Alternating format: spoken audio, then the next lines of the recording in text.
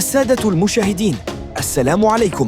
قناة دوري كورة تقدم لكم في هذا الفيديو جدول مباريات اليوم الخميس 4/3/2025 والقنوات الناقلة والمعلقين. وفي البداية لا تنسى الاشتراك في القناة والإعجاب بالفيديو لمتابعة كل جديد. الجولة 30 من الدوري الإنجليزي، تشيلسي في مواجهة توتنهام عند الساعة 10 بتوقيت السعودية. المباراة منقولة على قناة بن سبورت 1 ويعلق عليها حفيظ دراجي. الجولة 26 من الدوري العراقي، الحدود في مواجهة الطلبة عند الساعة 4 بتوقيت العراق.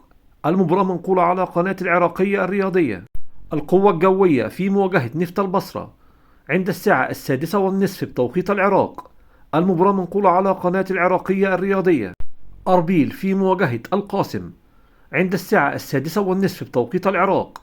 المباراة منقولة على قناة العراقية السريانية.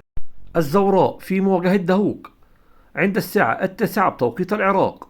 المباراة منقولة على قناة العراقية الرياضية. الجولة 18 من الدوري الأردني، السلط في مواجهة الجزيرة عند الساعة 5 بتوقيت الأردن.